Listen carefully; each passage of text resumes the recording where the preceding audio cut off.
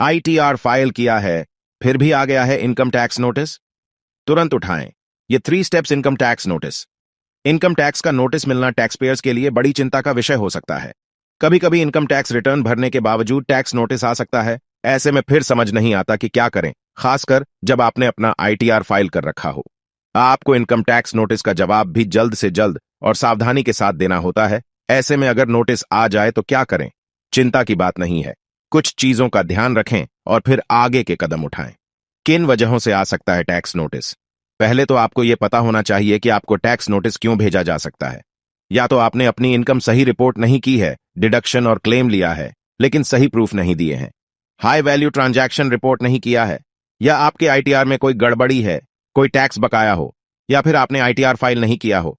Notice आने के ऐसे कई कारण हो सकते हैं। क्या कुछ टैक्स भी भरना होगा? नोटिस के बाद आपको यह भी सोचना होगा कि क्या जुर्माने का प्रावधान बन रहा है। अगर अनपेड टैक्स का मामला है तो आपको टैक्स भरना होगा। हो सकता है कि अनपेड टैक्स पर इंटरेस्ट बन गया हो और आपको ब्याज के साथ टैक्स भरना पड़े। टैक्स नोटिस आने पर क्या करें? इनकम टैक्स नोटिस मिले तो पैनिक करने से पहले अपने काम को 3 हिस्सों में बांट लें। 1. नोटिस को समझें। सबसे पहले आपको समझना होगा कि नोटिस आया क्यों है। चूंकि नोटिस कई कारणों से आ सकता है, ऐसे में आपके साथ कौन सा मामला है, इसे देखते हुए आपको अगला कदम उठाना होगा। नोटिस आता है, इसका मतलब बस ये ही नहीं है कि आपने कुछ गड़बड़ी की है। ये एक रूटीन कम्युनिकेशन भी हो सकता है। 2. आगे क्या करना है? जब आपको यह समझ आ जाता है कि आपको नोटिस किस वजह से आया है, तो आप फिर आगे का स्टेप तय कर पाते हैं। आपको नोटिस का जवाब देने के लिए वक्त दिया जाएगा।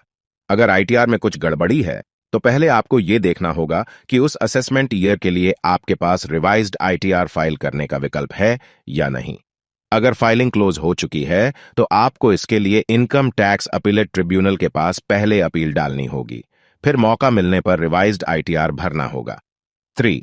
टैक्स प्रोफेशनल की मदद लें। इनकम टैक्स नोटिस को समझने के लिए और सही दिशा में कदम उठाने के लिए टैक्स प्रोफेशनल की मदद लेने में हिचके नहीं।